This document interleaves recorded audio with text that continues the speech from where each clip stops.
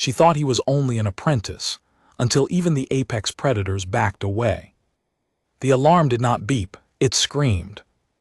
Cadet Leon Marsh had been awake for 31 hours straight when the proximity sensor on Deck 4 exploded into red across every monitor in the forward observation bay. He did not freeze. He did not look around for someone more senior to take charge. He was already moving before the sound finished echoing off the curved walls of the galactic trade vessel Ardent Sky. He was 22 years old, the youngest human ever to serve aboard an interstellar diplomatic carrier. His rank badge said, Apprentice Navigator. His sleeve was missing the gold stripe that would have meant something to the Varathi crew surrounding him. He was, by every visible measure, the least important person on the ship. But he had been watching the long-range scan data for 3 hours before anyone else noticed the pattern. Contact, he said, his voice flat and certain. 11 o'clock relative bearing. Drive signature matches Crethon Interceptor class, 2 of them. Senior Navigator Vis, a tall Varathi woman with pale ridged skin and 4 decades of deep space experience, looked at him the way she always did, like he was a stray animal someone had accidentally let onto the bridge. She did not look at her own screen first. She looked at him and waited for him to admit he was wrong. He was not wrong. The alert cascade hit every station at once. 2 Crethon interceptors dropped out of fold space 3,000 kilometers off the port bow, their silhouettes long and knife-edged and lit faintly blue by their active weapons arrays. They were not hailing. They were not negotiating. They were holding position in a very specific way that every combat-trained species in the known spiral arm recognized as a kill box setup. Ardent Sky was a diplomatic carrier. She carried a Varathi trade delegation, 2 Solon observers, and a human apprentice navigator. She carried no weapons. Her hull was built for speed and bureaucracy, not war. Captain Drethvo, a broad-shouldered Varathi male who had been commanding vessels for longer than Leon had been alive, stepped onto the bridge with the measured calm of a creature who did not panic easily. He surveyed the screens. He surveyed his crew. His eyes settled on Leon. "Cadet," he said, "report." Leon had already pulled a secondary screen to his station and was running drive signatures against the last 6 months of recorded Crethon fleet movements. "They came out of fold at minimum emergence distance," Leon said. "That means they knew exactly where we were before they jumped. Someone gave them our transit corridor. They're running active targeting on our port engine housing, not our hull. They want to cripple, not destroy. And the formation they're holding has a gap." He marked it on the shared display. "Here, 20 degrees off our stern quarter. That gap isn't an accident, it's an invitation." Vis pulled up her own display and stared at it. She said nothing. "An invitation to what?" Captain Drethvo asked. "To run," Leon said. "And the moment we turn toward that gap, they close it and use the chase geometry to force us into the debris field at coordinates 27 Mark 9. Standard Crethon intercept method. They've done it 11 times in the last 2 years against cargo haulers in this corridor. I pulled the incident files on the flight out." The bridge went very quiet. Drethvo looked at Vis. Vis was looking at Leon with an expression he had not seen from her before. It was not dismissal. It was something closer to recalculation. "You read the incident files," Drethvo said. "It was not quite a question." "All of them," Leon said. "Because this corridor runs adjacent to the Crethon contested zone, and nobody had updated our threat assessment since the new interceptor class was commissioned. I flagged it in a report 3 weeks ago."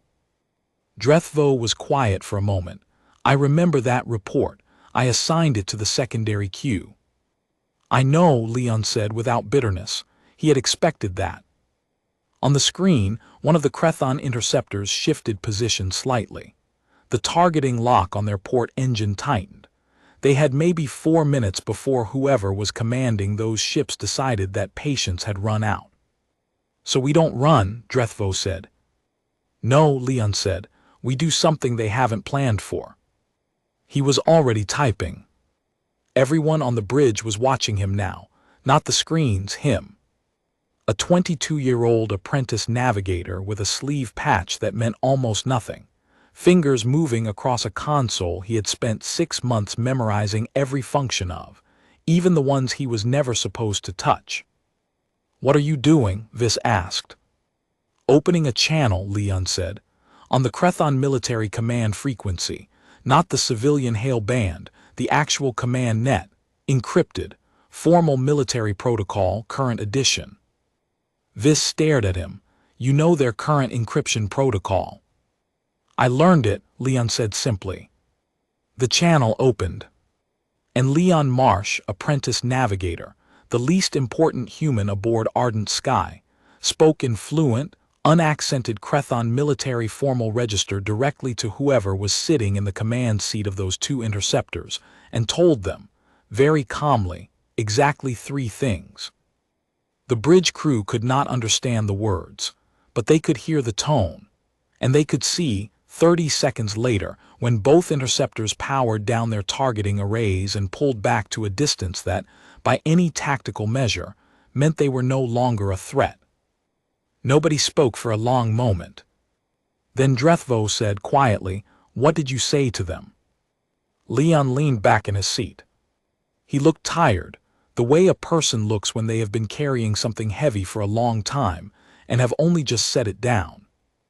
"I told them who I was," he said, "what I represent, and what would happen, specifically, procedurally, and with exact legal citations from the current Crethon military code of conduct, if they fired on a registered diplomatic carrier in a neutral transit corridor."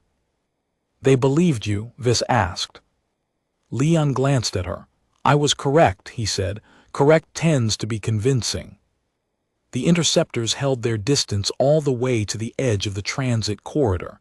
They did not follow Ardent Sky past the boundary marker. They watched her go, and they did not move.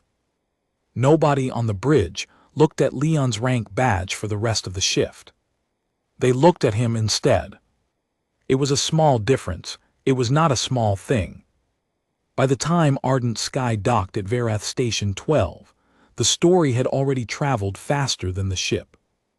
This was the particular way of diplomatic carrier culture. Information moved through crew networks, through docking bay chatter, through the careful social architecture of species who spent long months in close quarters with each other, and had very little else to do with their time. A cadet had talked down 2 Crethon military interceptors using their own command net, and a fluency in military protocol that nobody had known he possessed. The story grew slightly in each retelling, the way all good stories do, but the core of it stayed intact because the core of it was already strange enough. Leon was aware of the attention. He did not particularly enjoy it, but he understood its function. In the social ecology of a diplomatic carrier, reputation was currency, and currency, once earned, had to be spent carefully. He spent his first 2 days at Verath Station 12 doing paperwork. This was not, as some of his fellow apprentices occasionally suggested, a failure of ambition. Leon genuinely liked paperwork.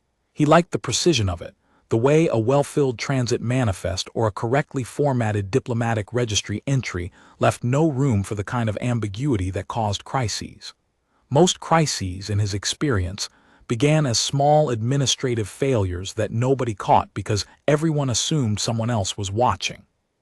He was always watching.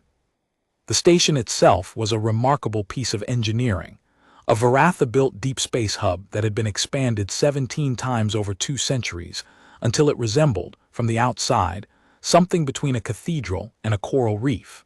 17 species maintained permanent delegations here. The ambient noise in the public corridors was a constant layered murmur of translation hardware working overtime. On the 3rd day, the Solon observers asked to meet with him. Suans were not a species that humans encountered frequently. They were old, civilizationally old, in the way that a mountain is old, and they had a reputation for being selective about who they considered worth their time. Their 2 observers aboard Ardent Sky had been polite and quiet for the entire journey, speaking to almost no one, watching everything with their wide copper-colored eyes. The meeting request came through formal channels, which meant it had been submitted to Captain Drethvo first and approved by him before Leon was even notified. This was either a very good sign or a very complicated one. Leon put on his cleanest uniform and arrived 4 minutes early. The conference room they had chosen was small and undecorated. The two Solon observers sat across a plain table. They did not offer names. Suans considered it presumptuous to exchange personal names with someone you had not yet evaluated. They looked at Leon for a moment without speaking. He sat down and looked back at them. He did not try to fill the silence. He had learned, from reading everything available about Solon cultural practice, that silence was not a void they needed filled. It was a tool they used to see how a person behaved when not performing for an audience. He waited. The elder of the two observers spoke first. "You are the navigator's apprentice." "Yes," Leon said. "You are not, in fact, a navigator's apprentice," the elder said. "Your formal assessment scores in navigation place you in the top 4% of registered human candidates. Your actual assignment to that role appears to be a function of institutional inertia, and the assumption that a human requesting an interstellar posting was likely doing so for personal enrichment rather than professional capability."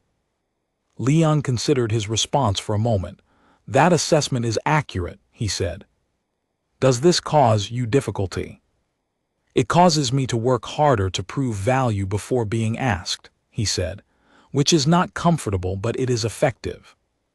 The second observer, who had not yet spoken, made a small sound that the translation hardware rendered as thoughtful acknowledgement. "You read the Crethon incident files," the elder said. "All of them, including the classified summary that is not available in the standard crew library." Leon went still. "That summary was available through the diplomatic archive cross-reference function," he said carefully, "which I have access to in my role.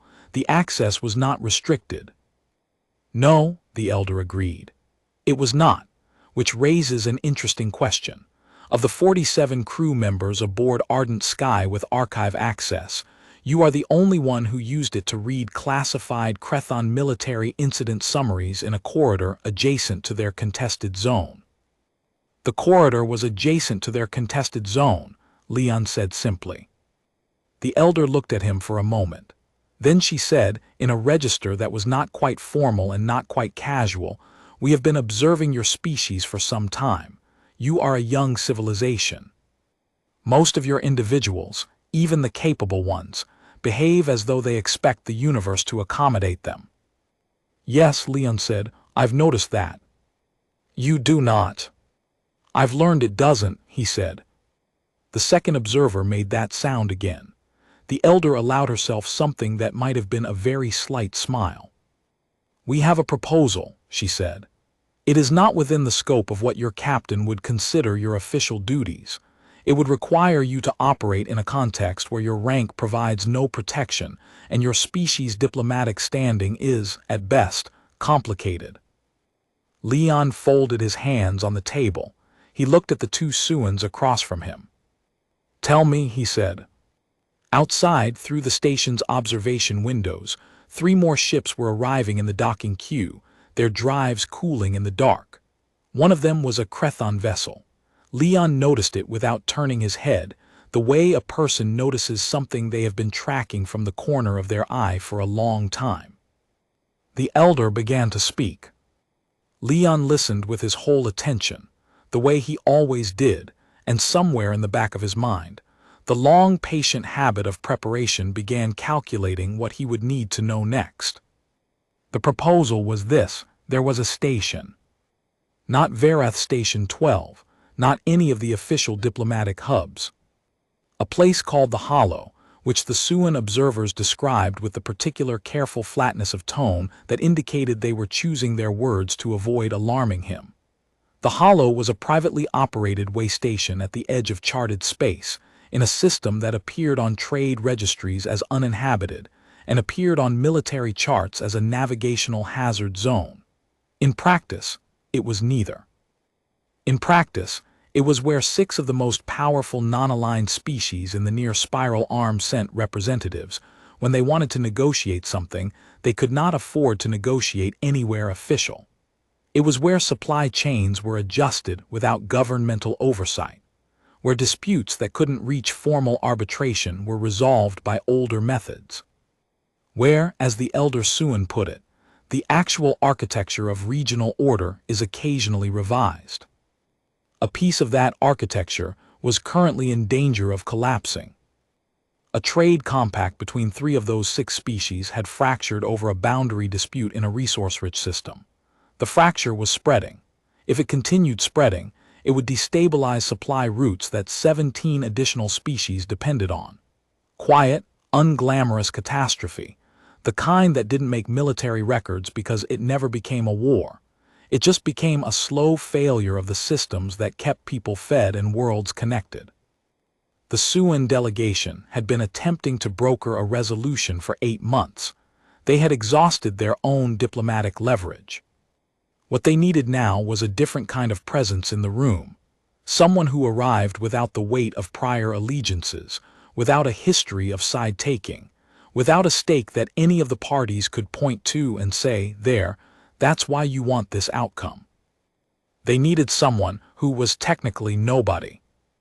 A human apprentice navigator serving on a diplomatic carrier was, by every measure the relevant parties would use, technically nobody. "You want me to go to the Hollow," Leon said. "It was not a question." "We want you to represent a neutral human presence in a negotiation," the elder said. "You would have no formal authority. You would carry no diplomatic mandate. You could make no binding commitments. You would be there solely to hold space." "To hold space," Leon repeated. "The 3 parties have agreed to meet. They have not agreed to meet with each other, but they will all meet separately with a representative of a species that has no existing compact with any of them and no territorial interest in the outcome." Leon thought about this. What species are we talking about? The Suans named them. Leon was quiet for a moment. 2 of the 3 were species he had studied extensively. The third was one he had read about twice, once in a general xenoanthropology survey, and once in a fairly alarming military intelligence summary that had not been intended for general crew access, and that he had found through the same archive cross-reference function that had given him the Crethon incident files. "The Verk are one of the 3, he said, "not a question." The elder looked at him steadily. "Yes. The Verk were not, technically speaking, an apex predator species. They were more than that. They were the species that apex predator species told cautionary stories about, civilizationally ancient, biologically formidable, culturally complex in ways that human xenoanthropology was still largely failing to map. They had destroyed 4 civilizations in recorded history, not out of malice, but out of what their own historical texts described as necessary correction.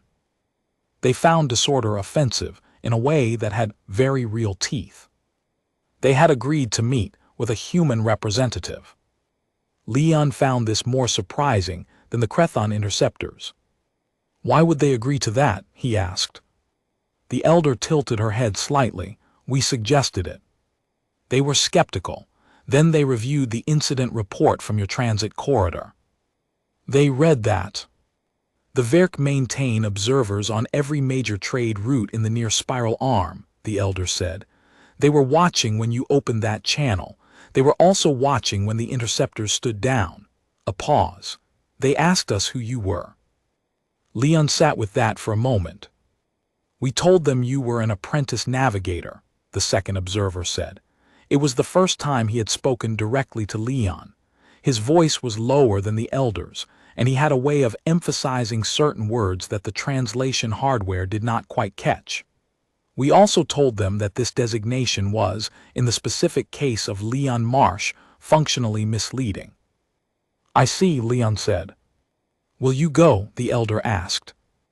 Leon thought about Ardent Sky, docked 4 levels above them. He thought about Captain Drethvo, who would need to authorize his absence and would probably spend 20 minutes staring at the ceiling before he agreed. He thought about Vis, who had looked at him differently after the transit corridor and had said nothing about it, the way experienced people sometimes didn't say the thing directly. He thought about a trade compact fracturing at the edge of charted space, and what that fracture meant for 17 species who were not in that room and would never know he had been there. "Yes," he said. The Suan observers looked at each other briefly. Something passed between them that the translation hardware did not render. "There is one more thing you should know," the elder said. "There usually is," Leon said. "The Verk representative who will be present, his name, or the closest approximation your phonology allows, is Keth Vor. He is a senior member of what the Verk call the Correction Council.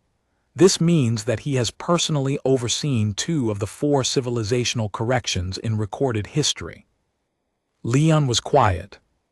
"He will assess you," the elder said, "before any discussion begins, before any meeting takes place. He will look at you and he will decide whether you are worth the time. If his assessment is negative, the meeting will not occur and you will be returned to Verath Station 12.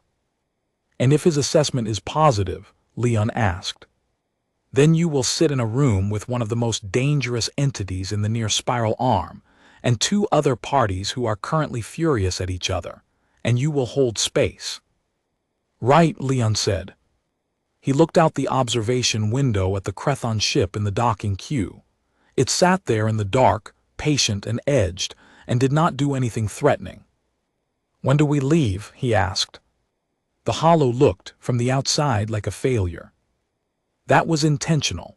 The station's designers, and it had been designed, meticulously, by a cooperative of species who had very specific ideas about the value of appearing unremarkable, had built it to read on long-range scan as a derelict, partially collapsed superstructure. Power signature consistent with minimal life support and backup systems only. The kind of place that showed up on navigational charts as a hazard and on practical experience as something you gave a wide berth to. Leon had read 2 papers on the design principles. He had found them through the archive cross-reference function. He arrived aboard a Suan scout vessel, small and fast, that made the transit without registering on any system he could observe. The pilot, a quiet Suan male who communicated primarily through hand signals and had been extremely uninterested in conversation, brought them in through a docking approach that was not on any public navigation chart. The inside of the hollow was not a failure at all. It was old, the way purpose-built places get old, worn smooth at the edges, settled into itself, with the particular quality of a space that had absorbed a great deal of difficult history and kept it all carefully contained. The corridors were wide enough for 6 different body plans. The lighting was adjustable by section, accommodating species with radically different visual requirements. Every surface was a neutral gray-brown that managed, somehow, to feel neither threatening nor welcoming, just present, just there. The Suan elder had accompanied him. The second observer had stayed aboard the scout vessel. Leon was not sure whether this was a good sign. They were met in the docking corridor by a hollow staff member, a Tilvan, compact and quick-eyed, who introduced herself as a Wren, and whose manner suggested she had seen enough difficult situations that Leon's presence registered as simply another entry on a long list. "The Verk representative is already here," a Wren said to the elder, in the careful neutral tone of someone managing logistics. "He arrived 6 hours early." The elder's expression did not change. "Has he indicated a preferred meeting time?" "He said he would assess the human first. He's in observation bay 3. Leon noted that nobody asked him how he felt about being assessed. He appreciated this. He would have found reassurance irritating. "I'll go now," he said. A Wren looked at him directly for the first time. She had the fast-flickering eyes of a Tilvan assessing a situation, and for a moment she looked at him, the way people sometimes did when they were trying to reconcile what they had been told with what was in front of them. "Observation Bay 3 is at the end of the south corridor," she said. "The door is open. He knows you're coming." Leon thanked her and walked. The south corridor was long. The lighting shifted as he walked, slightly warmer, slightly brighter, which he recognized as the Hollow's automated system detecting his human visual profile and adjusting. He appreciated the precision of that. He walked at his normal pace, neither slow nor hurried, because hurry communicated anxiety and slowness communicated reluctance, and he felt neither. He felt, if he was being precise about it, a very focused attention. The same quality he had felt in the transit corridor when the targeting array lit up the port engine housing.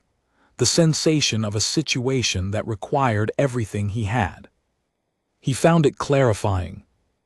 The door to Observation Bay 3 was open, as Wren had said. He walked through it. The room beyond was large, with a floor-to-ceiling viewport that looked out at the dark. 3 stars were visible. One of them was close enough to show a disk. The room was otherwise unfurnished except for 2 structures that could, generously, be called chairs, low, angled things that were clearly not built for any body plan Leon was familiar with. Kethvor was standing at the viewport with his back to the door. Leon had read the available xenoanthropological literature on the Verk.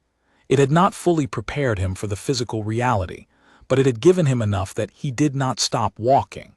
He walked to a position roughly 3 meters from the nearest of the chair structures and stopped and waited. Kethvor turned around. The Verk were large, not in the indiscriminate way of species that simply grew large, but in the deliberate, architectural way of something that had been shaped by a long history of being the most capable entity in any given environment. Kethvor was perhaps 2.5 meters tall, with a body plan that was bilaterally symmetrical in ways humans were and asymmetrical in ways humans were not. His coloring was a deep, shifting gray-green that changed subtly as he moved. His eyes were forward-facing, which meant a predator lineage, and they were fully fixed on Leon with an attention that had physical weight. Leon met his eyes and did not look away. Kethvor did not speak. He looked at Leon for a long time. Leon had read that the Verk conducted initial assessments through sustained visual contact, and that looking away was understood as an admission of social inferiority, not as politeness. He had also read that very few non-Verk species managed sustained eye contact with a correction council member for longer than 30 seconds, because there was something in the Verk's gaze, a depth of accumulated authority, an age that registered below conscious thought, that made the animal parts of most nervous systems want very badly to look somewhere else. Leon counted quietly in his head. 1 minute. 2. At 2.5 minutes, Kethvor said something in Verk that was not in any translation database Leon had access to. He had a voice that resonated in a frequency range just below what human hearing processed comfortably, and it made the air in the room feel slightly different. Then he said, in the trade pidgin that most multi-species contexts used as a fallback, "You are not afraid." "No," Leon said. "Why not?" Leon considered the question seriously. "Because fear would make me less useful," he said, "and I'm here to be useful." Kethvor looked at him for another long moment. "The small species," he said, "usually make an error when they encounter the Verk. They believe that what we respond to is strength. They try to project strength. They are not strong enough to project strength convincingly, and so they fail, and we dismiss them." "I know," Leon said. "I read the historical record." "What do we actually respond to?" "Precision," Leon said, "and the willingness to be correct rather than comfortable." Kethvor was quiet for a moment. Then he made a sound that was not in the trade pidgin, a low, layered tone that the Siouan elder, entering the room behind Leon, went very still at.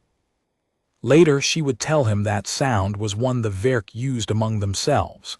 It did not translate directly, but the closest approximation was something like, "This one will do." Leon had not known that in the moment, but he had watched Kethvor's posture shift, just slightly, just at the shoulders, and he had understood with the quiet precision that was the most consistent thing about him, that he had passed. The meeting could begin. What followed was 3 days. 3 days during which Leon Marsh sat in rooms with representatives of 3 species who had been furious at each other for 11 months and facilitated conversations that had no business succeeding by any reasonable measure. He did not do this by being charming. He was not particularly charming. He did it the way he did most things, through preparation, precision, and the particular human quality of being willing to sit with an uncomfortable problem long enough that it started to reveal its own structure. The Werk representative said almost nothing during the formal sessions. He sat in the room and watched. This was, Leon came to understand, the point. Kethvor's presence was a kind of ballast, a stabilizing weight that prevented the other 2 parties from sliding back into performance. Nobody wanted to posture for position in front of a correction council member. It made the real conversation possible. Leon carried the real conversation. He had spent 6 months reading everything available about the 3 species, their histories, their legal frameworks, their cultural pressure points, the specific individuals involved in the dispute. He had done this the way he did everything, not because he had been asked to, not because anyone had told him it was relevant, but because it was adjacent to something that might matter, and he had learned a long time ago that the difference between useful and useless was almost always preparation. On the first day, he asked questions, only questions. He did not offer solutions or frameworks or suggestions. He asked about the history of the boundary dispute, about the resource claims, about what the failure of the compact would actually mean for each party's internal political situation. He listened completely, and he remembered everything, and he did not write anything down because he had found that taking notes made people aware they were being recorded, which made them perform rather than speak. On the second day, he reflected back to each party separately in private sessions what he had heard the other parties say, not their positions, their concerns. The thing underneath the position, the actual shape of what they were afraid of, which was in each case somewhat different from what they had articulated in the formal session. The third party's core fear was not about the resource claim at all. It was about precedent. They were worried that conceding on the boundary point would be used, a generation later, to justify further encroachments, and they had watched this happen to another civilization in their home system and had never forgotten it. Nobody had said this. Leon had heard it in the gaps between what was said. When he named it to their representative, quietly in a private room without anyone else present, the representative had gone very still and then, after a long moment, said, "How did you know that?" "You mentioned the Arith Basin situation twice," Leon said. "Once in context and once not. That's usually how it works when something is the real issue." The representative had looked at him for a long time. Then she had said, "What do you want, human, in exchange for this?" "Nothing," Leon said. "I want the compact to hold, that's the outcome." "For whom?"